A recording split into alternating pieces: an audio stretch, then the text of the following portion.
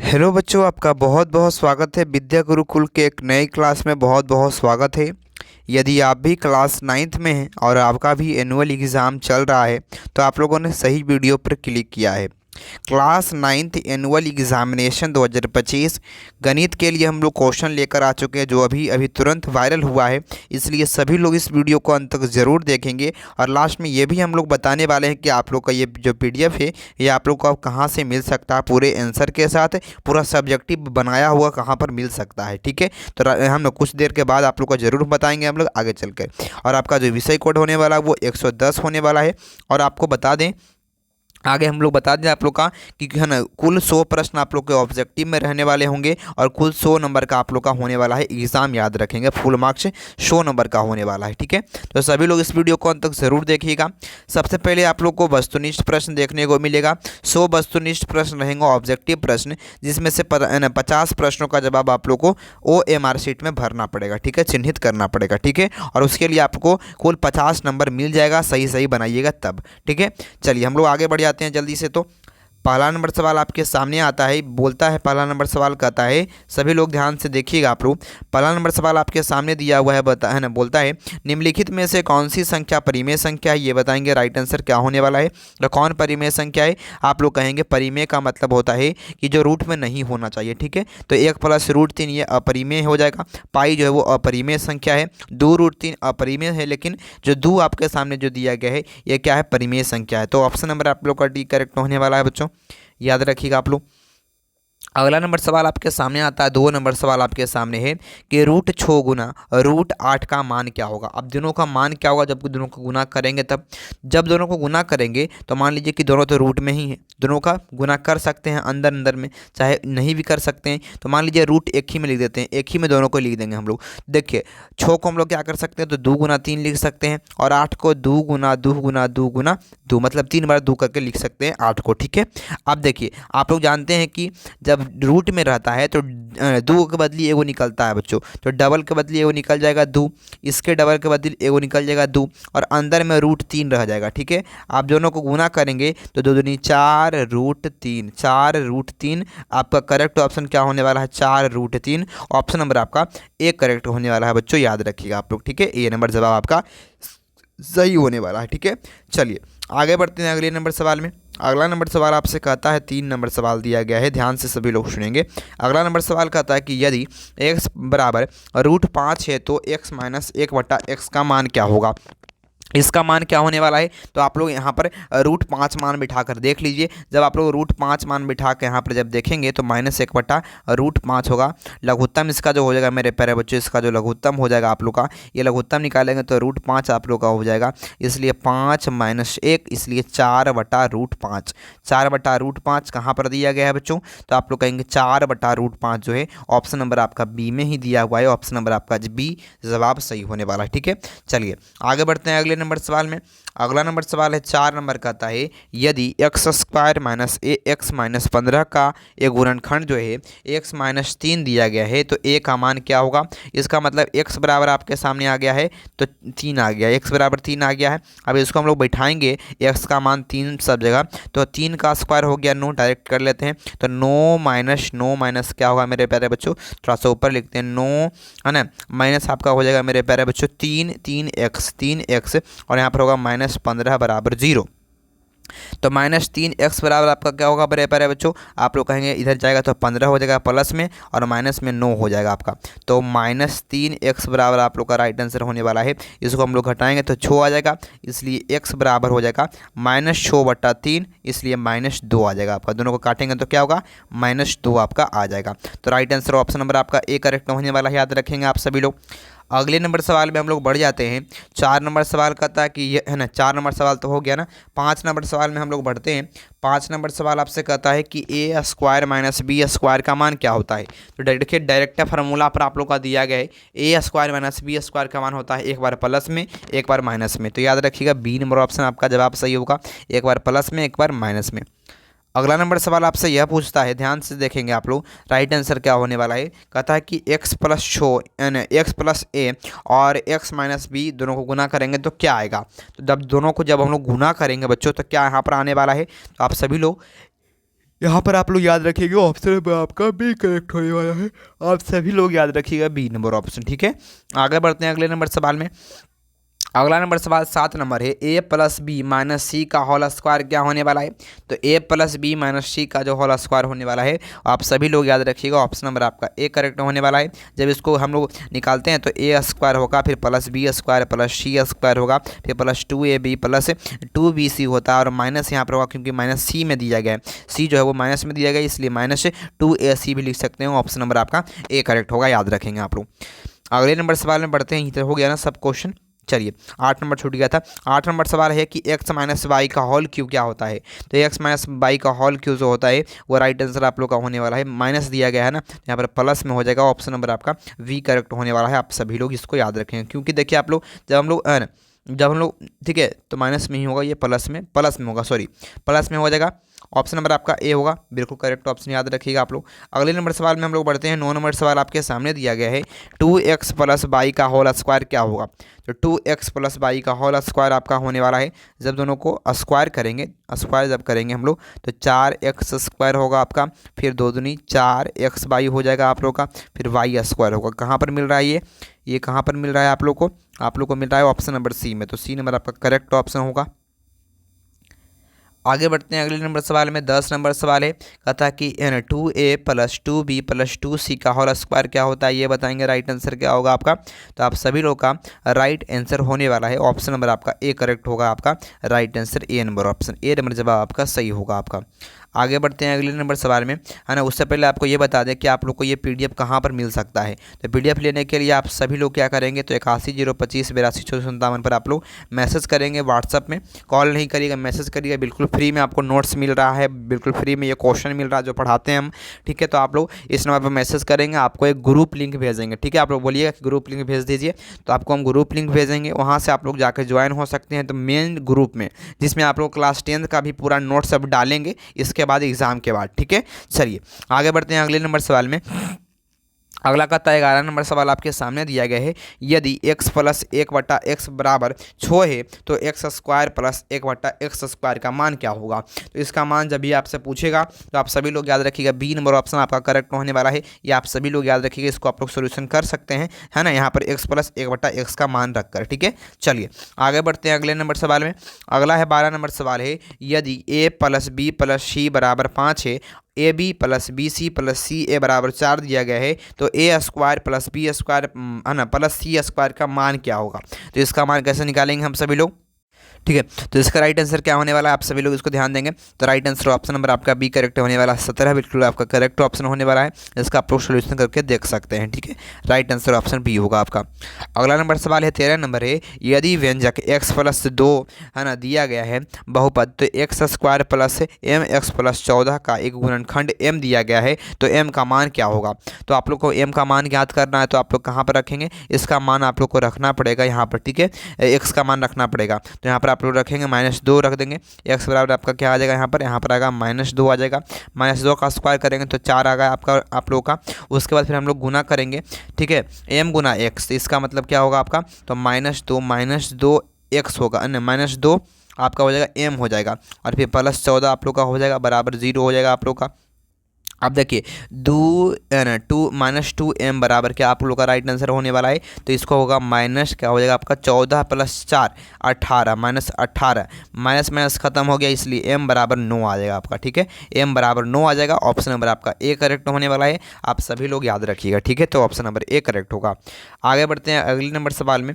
अगला नंबर सवाल कहता है 14 नंबर सवाल आपसे यह पूछता है मेरे प्यारे बच्चों, किसी त्रिभुज का एक बाहरी कोण जो है वो 100 डिग्री दिया गया है, इसके दोनों सम्मुख अंतःकोण समान है, तो प्रत्येक अंतःकोण का मान क्या होगा। प्रत्येक अंतःकोण का मतलब अंदर वाला कोण, ठीक है, अंदर वाला कोण। चलिए इसको तो हम लोग मिटा नहीं सकते हैं, लेकिन एक काम कर सकते हैं हम सभी लोग, यहाँ पर हम लोग खींच देते हैं लाइन को, ठीक है। इस प्रकार से हम लोग लाइन को खींच देते हैं, ठीक है, लाइन खींच दी यहाँ पर। उसके बाद हम लोग फिर क्या करेंगे, उसके बाद इसको हम लोग मिटा देते हैं, इसको हम लोग मिटा देंगे, यहाँ पर आप लोग को मिटा देंगे, उसके बाद त्रिभुज बन गया है मेरे साथ। ठीक है, मेरे सामने त्रिभुज बन चुका है। अब यहाँ पर सभी लोग ध्यान से देखें, छोड़िए हाथ बनाते हैं, तो हाथ से बना देंगे तो इस प्रकार से क्या होगा आप लोग का, इस प्रकार से दिया हुआ है इसका जो फिगर दिया हुआ है, इसका मान लीजिए क्या दिया गया है, तो बाहरी जो कोण दिया हुआ वो 100 डिग्री आपके सामने दिया गया है। तो अंतः कोण यहाँ पर जो बनेगा, यहाँ पर जो कोण बनेगा इसका मान कितना होगा, तो 80 डिग्री हो जाएगा, याद रखेंगे आप लोग। अब ये दोनों कोण का मान क्या होने वाला है ये बताइए आप लोग, क्या होने वाला है, इसका और इसका मान क्या होने वाला है। देखिए 80 अंदर में ई दिया गया है, ई वाला कोण 80 दिया गया है, इसका मतलब देखिए त्रिभुज के तीनों कोणों का योग 180 डिग्री होता है, और एक कोण 80 दिया हुआ है, इसका मतलब जो बचेगा वो 100 डिग्री में आएगा, और 100 डिग्री में आ रहा है, इसका मतलब इसको आधा कर दीजिए, दोनों को बराबर मिल जाएगा। ऑप्शन नंबर आपका डी करेक्ट होने वाला है, 50 डिग्री दोनों को मिलेगा। ठीक है, याद रखेंगे ना आप लोग। चलिए आगे बढ़ते हैं अगले नंबर सवाल में। अगला नंबर सवाल आपसे बोलता है, 15 नंबर सवाल कहता है कि एक त्रिभुज में किसी एक शीर्ष पर बने बाह्यतम कोण की माप 95 डिग्री दिया गया है, यदि इसके सम्मुख अंतः कोण का मान जो 55 डिग्री है, बताइए इसका राइट आंसर क्या होगा। तो दूसरा अंतः कोण का मान क्या होगा आपका। ठीक है, देखिए तो इसमें आप लोग को एक त्रिभुज बनाना है, इसमें भी त्रिभुज का ही काम है, खेला है। ठीक है, यहाँ पर आपका 95 डिग्री यहाँ पर ये दिया गया है, यहाँ पर जो एंगल है वो 95 डिग्री दिया गया है। ये जो आपके सामने जो दिया गया है तो ये 95 दिया गया है, इसका मतलब ये क्या आपका हो जाएगा आपका, तो यहाँ पर होगा आपका 85, हाँ 85 यहाँ पर आपका हो जाएगा। अब देखिए ये और कौन का मान दिया गया, ये भी आपका दिया गया है 55 डिग्री, 55 डिग्री ये दिया गया, तो इसका मान क्या होगा, दोनों को जोड़िए, 85 और 55 को जोड़ेंगे तो कितना आ जाएगा आपका 140 आ जाएगा, और त्रिभुज के तीनों कोणों का योग 180 डिग्री होता है, तो इसको घटाएंगे तो 40 डिग्री आ जाएगा। ऑप्शन नंबर सी होगा आपका 40 डिग्री। आगे बढ़ते हैं अगले नंबर सवाल में, ये बताएंगे आप लोग क्या होगा। 16 नंबर सवाल कहता है एंगल ए बी सी में ए दिया गया है 60 डिग्री, बी दिया गया है 80 डिग्री, तो बताइए आप लोग कि बी और सी के अर्धक बिंदु ओ पर मिलते हैं, तो बी ओ सी का मान क्या होगा। तो बी ओ सी का मान 120 डिग्री होगा, याद रखेंगे आप लोग। अगले नंबर सवाल में हम लोग बढ़ते हैं। 17 नंबर सवाल कहता है यदि किसी त्रिभुज का एक कोण अन्य दो कोण के योग के बराबर है, तो वह त्रिभुज अनिवार्य रूप से क्या होगा। तो इसका मतलब क्या बोल रहा है ना, कि दो कोण आपस में बराबर हैं, और किस में दो कोण बराबर होते हैं, आप लोग कहेंगे ना समद्विबाहु त्रिभुज में बराबर होते हैं, क्योंकि यहाँ पर लिखा हुआ है समद्विबाहु, मतलब दो भुजा जिसका बराबर होगा, दो जिसका कोण बराबर होगा, उसी को समद्विबाहु बोलते हैं। आगे बढ़ते हैं 18 नंबर सवाल में, यदि किसी एंगल ए बी सी समरूप है डी ई एफ का, तो याद रखिए डी ई एफ की कौन सी भुजा ए बी सी की भुजा ए बी के बराबर है। तो ए बी बराबर क्या होगा आपका, दो को मान लीजिए त्रिभुज बनाते हैं हम लोग, देख लीजिए आप लोग त्रिभुज हम लोग बना देते हैं, दो को है ना, दो को त्रिभुज बना देते हैं। यहाँ पर आपके सामने दिया हुआ रहेगा ए बी सी दिया हुआ है, और डी ई एफ दिया गया है, ए बी सी और डी ई एफ, इसका मतलब क्या हो गया, ए बी सी बराबर डी ई हो जाएगा। ऑप्शन नंबर आपका ए करेक्ट होने वाला है, आप सभी लोग इसको याद रखिएगा। आगे बढ़ते हैं अगले नंबर सवाल में, अगला है ना, अगले नंबर सवाल में बढ़ते हैं हम लोग। 19 नंबर सवाल आपके सामने आ चुका है, ये बताएंगे राइट आंसर क्या होने वाला है। कहता है कि त्रिभुज ए बी सी और त्रिभुज डी ई एफ में ए बराबर एफ दिया गया है, बी बराबर डी दिया गया है, और ए बी बराबर एफ डी दिया गया है। तो इन त्रिभुजों को है ना में सर्वांग समता कि कौन सी शर्त लागू होती है। तो कौन सा शर्त लागू हो रहा है, सर्वांगसम किससे हो रहा है ये, देखिए दो गो एंगल बराबर है, इसका मतलब दो गो एंगल रहना चाहिए, दो गो एंगल रहना चाहिए, और एक भुजा बराबर है, मतलब कि एस रहना चाहिए। देखिए तो ए एस कहाँ पर मिल रहा है, ए एस कहाँ पर मिल रहा है, तो ऑप्शन नंबर आपका ए करेक्ट होने वाला है, ए एस ए होता है। ठीक है, ए एस ए होता है। प्रत्येक परिमेय संख्या होती है, ये बताइए आप लोग, प्रत्येक परिमेय संख्या होती है वास्तविक संख्या, वास्तविक संख्या होती है प्रत्येक परिमेय संख्या। चलिए 21 नंबर सवाल आपके सामने दिया गया, इसका जवाब क्या होने वाला है, तो ऑप्शन नंबर आपका ऑप्शन नंबर आपका सी करेक्ट होने वाला है, याद रखेंगे आप सभी लोग। अगला नंबर सवाल आपके सामने है, 22 नंबर सवाल आपके सामने दिया गया है, इसका मान क्या होगा, तो याद रखिएगा किसी भी संख्या पर हम लोग जब जीरो का घात देखते हैं तो एक होता है उसका मान, तो 1 + 1/1, तो आपका राइट आंसर होगा 2/1, इसलिए 2 होगा आपका, ऑप्शन सी करेक्ट होगा आपका। आगे बढ़ जाते हैं अगले नंबर सवाल में, √3 -2 का पावर दिया गया है ना, तो राइट आंसर इसका क्या होने वाला है आप सभी लोग का, तो ऑप्शन नंबर आपका ए होने वाला है, √3 होगा, बिल्कुल करेक्ट ऑप्शन, ए नंबर ऑप्शन। आगे बढ़ते हैं अगले नंबर सवाल में, 2 पर पावर 0 + 1 पर पावर 0 का मान क्या होने वाला है, तो 1 + 1, याद रखिएगा 1 + 1, ये 1 प्लस यानी 1 + 1 बराबर क्या होगा, 2 होता है, ऑप्शन नंबर आपका ए करेक्ट होने वाला है। अगला नंबर सवाल आपके सामने है, 2 × 0 का मान क्या होगा, 2 गुना 0 का मान 0 होता है, याद रखेंगे आप लोग। 5 पर पावर 2 इंटू 5 पर पावर 3 का मान क्या होने वाला है।